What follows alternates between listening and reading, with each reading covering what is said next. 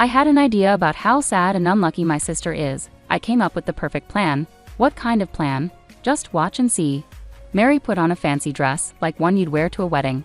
She went to the microphone. When she got it, she turned to the guests and said confidently, "Does anyone want to marry my sister? She's not very smart and she's getting old, right?" After she said this, Mary looked at her sister with a mean smile. But she didn't realize how rude she was being. The mood in the room changed quickly. People started whispering, and some guests gave Mary angry looks. Mary didn't notice and grabbed the microphone again. "Come on, sister, you need to make yourself more appealing. There are lots of handsome doctors here. You really don't understand what you've done, do you?" Then something major and unexpected happened. "My name is Amy Schumer. I'm a 31-year-old woman with a regular job. There's nothing special about me except one thing. After middle school, I studied hard and became a lawyer. I have a sister named Mary who is 3 years younger than me. She's very charming and friendly, so our family always treated her specially.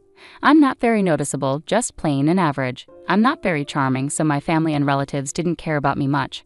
I rarely felt any love and was often treated coldly at home. I couldn't compete with Mary's natural charm, and she got all of our parents' love. All I got were harsh looks. I worked very hard and got good grades, hoping to get some attention from my family. But I could never outshine Mary. Eventually, I got tired of trying to win my family's love and decided to focus on something else. I gave up on being loved and put all my energy into studying. I promised myself that I would find my worth through my knowledge. Studying hard gave me confidence, and my efforts led to good results. I hoped that my success in school would one day earn me some praise from my parents, holding on to this faint hope. I stayed up late every night studying throughout middle school. I was always at the top of my class and did better than other students in every test. But even then, my parents never praised me. Instead, they often criticized my grades. It's not just about being at the top. You need to get nearly perfect scores in every subject. Yes, even if you score 98% in science, it's not perfect. But this recent exam was really difficult. I would try to explain, but they called them excuses again. "Your lack of effort is why you get such results," my mother would say sharply. Her voice was as cold as ice. "Are you proud of those less than perfect grades?" All I could do was apologize. "Yes, I'm sorry," I murmured softly. No matter how much time and effort I put in, my results never matched my parents' idea of perfect. They never acknowledged my efforts. Any score less than 101% was just a reason for them to scold me. But more than my parents' coldness, my sister Mary's seemingly innocent words hurt more. "Oh, sister, are you getting lectured again?" She would come into my room without permission and smirk at my report card. "Good grades and still scolded?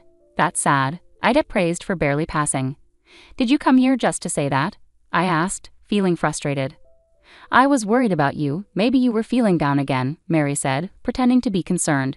But I didn't expect such a cold reception. "If you were really worried, you wouldn't talk to me like that," I replied, trying to stay calm. "See, that's your problem. You're always like this, so standoffish. That's why Mom and Dad don't show you love," Mary said, her gaze cold as ice. She looked down on me with clear contempt. For a brief moment, her attitude was obvious, even as she left the room. After she was gone, I could hear her cheerful laughter with our parents from the living room. I should have been used to it by now, but the sadness overwhelmed me, and tears streamed down my cheeks. I had told myself many times that I didn't need my parents' approval, and that Mary's words wouldn't affect me. Yet my emotions betrayed me, and I cried. In my hand was the crumpled report card, wrinkled from my tight grip. Once again, I resolved to stand on my own and break free from this suffocating family environment. I knew that excelling in my studies and improving my skills was my way out. From that moment on, I threw myself into my studies with even more determination. One day, as a cool breeze swept through the classroom windows, my father made an unexpected announcement. "Amy, you won't be going to high school. You need to start looking for a job immediately," he said coldly. I was speechless, unable to hide my confusion. "Why would you say something like that?" I asked, my face blank with shock. "Further investing in you is unnecessary. If you want to go to high school, you'll have to pay for it with your own money. If that's not possible, then you'll have to give up," my father said coldly, dismissing my protests. "But I'm still in middle school. There aren't many jobs available for someone my age. How am I supposed to?" My words trailed off as my father ignored me.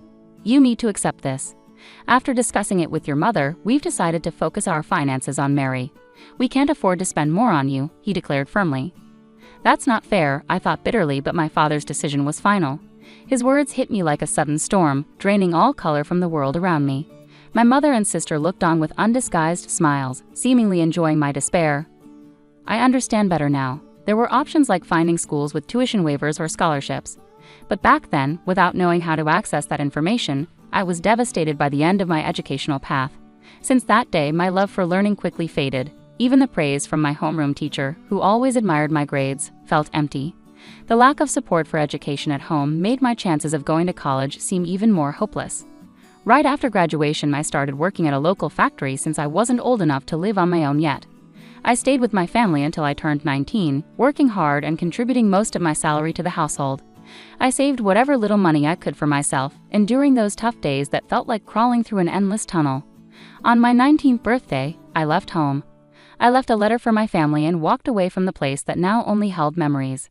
Their reaction was as if I had never existed, complete silence, no phone calls or letters. Initially, living apart from my family was painful and loneliness shadowed my days. But with time, work kept me busy, easing the loneliness. Moving out and starting my own life relieved the stress I felt at home, bringing a mental clarity I hadn't known before. This newfound peace of mind revived my enthusiasm. I reignited my passion for learning and decided to start studying again from the basics, reviewing diligently.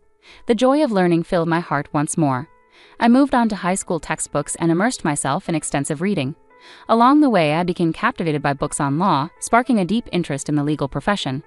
Despite only having a junior high education, I discovered the preliminary examination system that allowed me to pursue the bar exam. Armed with this knowledge, I intensified my dedication to studying, using every spare moment, even during short breaks at work. I memorized legal terms during lunch breaks, always preparing for the bar exam. My colleagues, who were mostly older than me, noticed my sincere efforts and supported me. At the age of 24, I successfully passed the bar exam. With this achievement, I left my long-term job at the factory and secured a position at a prestigious law firm. After 5 years of training, I ventured out on my own and established my own law practice. Now I happily serve as a legal consultant for a hospital. Sometimes I wonder what would happen if I told my parents about becoming a lawyer. I think about their possible reactions and if I could finally meet their expectations. Yet deep down, I doubt I'll ever reach out to them. Unexpectedly, a reunion with my family came sooner than expected. One evening after work, I found a message on my phone from my younger sister, Mary. She was getting married. Mary is getting married, I whispered to myself. My 29-year-old sister was engaged to a doctor, and their wedding was scheduled for next month. They wanted me to be there. Despite the long estrangement from Mary and my parents, I couldn't ignore such a significant event, so I replied that I would attend. Mary quickly responded with the date and location of the ceremony. Her message ended with, "Don't forget the wedding gift," which made me smile wryly. It seemed Mary was more focused on the gift than on welcoming me. I arrived at Mary's wedding hoping to reconnect with my family, if only briefly. I wore a carefully chosen blue dress and went through the entrance formalities before taking my seat in the family area, where my father and mother were already seated. "You have some nerve showing up here. You must be doing well for yourself with your paltry earnings from the factory," my father said coldly. "Indeed, it's embarrassing to have someone like her as family," my mother added with disdain. "Mary shouldn't have invited someone like you," my father continued. I told them the same, but they insisted on taking the celebration money anyway, my mother said quietly. They had this conversation as if I wasn't even there. This was the harsh reality I faced. I had hoped that sharing my side might bridge the gap between us, but that hope was quickly shattered. Both my father and mother seemed determined to avoid speaking to me at all. In the quiet of the venue, I looked around and spotted some familiar faces among the groom's side. Haven't I seen that person somewhere before? I wondered to myself, sensing a hint of déjà vu. As I tried to recall where I knew them from, I looked up the groom's name, and my suspicion turned into certainty. The connection I had suspected was now clear. I couldn't help but feel a faint surprise. It was such a coincidence, almost like fate unfolding. Despite this revelation, I decided to keep my emotions in check and quietly observe the day unfold. The ceremony proceeded beautifully, with the bride and groom making a grand entrance. Guests shared warm words and entertained, lightening the atmosphere. As time passed, the event shifted to dinner and then to photo sessions. Throughout it all, my parents got up without acknowledging me and moved toward the front where the bride and groom were waiting. Mary, drawn to them like a magnet, beamed happily in every photograph. Trying not to let the sight affect me, I quietly focused on the meal in front of me. Out of nowhere, my sister Mary came up to me. She approached with a smile, but her eyes held more than just happiness to see me after so many years. "Hey big sis, it's been ages, hasn't it? Are you glad we're spending time together like this?" she asked. I nodded quietly and replied, "Yes, the food at the party is really good." Mary smiled sarcastically, saying, "You don't get fancy food like this at the factory where you work, do you? You should appreciate being here." Her words stung deep inside, but I didn't let it show on my face. Mary's tone grew sharper, almost mocking. "Ah, did I hurt your feelings? I'm sorry, but isn't it natural for you to feel a bit jealous? After all, your little sister marrying a doctor and all," Mary said casually, as if the apology meant nothing. I kept my expression unchanged and quietly waited to see what she would do next. Then Mary whispered in my ear, "Big sis, because I pity you, I've come up with a great idea." Trying to remain calm, I asked suspiciously, "What idea?" Mary, looking pleased with herself, replied, "Just wait and see." In her beautiful wedding gown, Mary captured everyone's attention. She grabbed a microphone from a staff member and suddenly announced to the guests, "Ladies and gentlemen, some of you may not know my sister is here. She might not have the highest education or be the youngest, but if anyone is kind enough, could you please mentor her?" I felt my face flush with embarrassment. "What are you doing, Mary?" I exclaimed. Mary continued even louder, "Even though she doesn't make much money and lives a simple life, is there someone here who can help improve my sister's future?" All eyes were on me as Mary enjoyed my discomfort with a smug smile. Then, unexpectedly, our usually gentle parents joined in. "Please be kind to her," they added. I couldn't take it anymore. Anger boiled inside me. To be mocked like this at a joyful event, how far would they go? It was unbelievable, but now they would face the consequences. As the mood in the room shifted and whispers spread, Mary, oblivious to being the center of attention, cheerfully called out, "Amy, look, there are so many doctors here. This could be your chance." I remained silent, but my resolute stare spoke volumes. "Your games end here," I said firmly. Confused, Mary replied, "Huh?" I responded calmly, "You'll soon realize the gravity of what you've done." Just as Mary began to offer an excuse, the groom suddenly spoke up, "Please wait. Why is everyone getting up from their seats?" The room fell silent as everyone turned to look at the groom. His co-workers from the hospital were standing up, starting to leave. Despite his efforts to stop them, a dignified man who seemed to be the hospital director approached him with resolve. The recent comments made by the bride were so offensive that I'm shocked. "I apologize, but we can't stay here any longer. We're leaving," the hospital director stated firmly. The groom rushed to intervene, taking responsibility for Mary's words and actions. "Please wait. I acknowledge her words were out of line. I'll speak with her directly and make sure she understands." However, the hospital director underscored the seriousness of the situation and revealed something the groom wasn't aware of. "It's not just that. Do you not know who her sister is?" Confused, the groom admitted, "No, I only met her sister today. I heard she worked in a factory after middle school." Clearly irritated, the hospital director responded, "That's absurd. Her sister is a respected lawyer and serves as our hospital's legal advisor." The groom was taken aback by this revelation. He had no idea I held such a significant role. Mary and my parents were stunned as well. Unbeknownst to them, I was the legal advisor at the hospital where Mary's fiancé worked. Having seen him at hospital events before, the guests might have recognized me too. Mary's inappropriate remarks had exacerbated the situation, leaving the hospital director deeply offended. Although the groom had no personal connection to me, the hospital staff highly valued their legal advisor. The groom's face flushed red as he approached Mary, his voice rising. "What is going on? Your thoughtless words have damaged my reputation." Mary stuttered, trying to defend herself like a confused child. "I didn't mean it like that. I honestly didn't know my sister had such an important job." Furious, the groom continued to admonish Mary. "Not knowing is no excuse. How could you speak so disrespectfully about your own sister? Your behavior is unacceptable. You've lost sight of what really matters."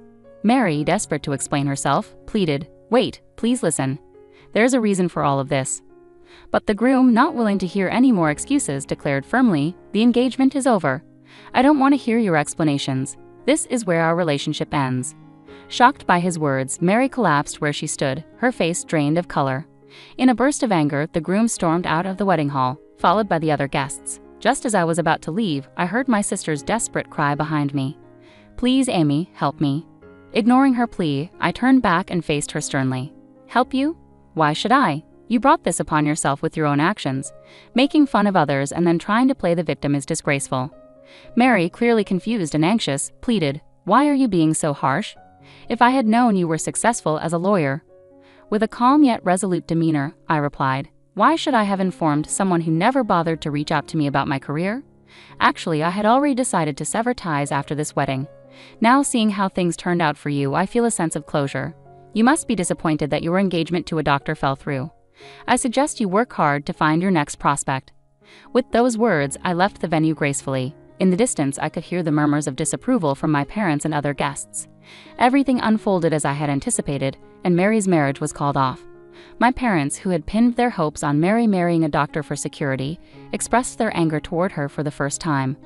Overwhelmed by their disappointment, Mary sought solace with a broken heart, but I turned a deaf ear to her pleas. I ignored her calls and cut off all ties with the family. I later learned that Mary had quit her job and was now unemployed, estranged from our parents, and leading a reclusive life at home. As for me, I am content with both my professional and personal life, living peacefully without major issues. Although my relationship with my family has been strained, I am fortunate to have strong support from colleagues and friends in both my work and daily life. This positive environment is the result of years of hard work and dedication. While I faced challenges along the way, overcoming them has shaped who I am today. Reflecting on my past struggles, I now appreciate their significance. My goal is to continue living a fulfilling life at my own pace, setting achievable goals and keeping stress levels manageable.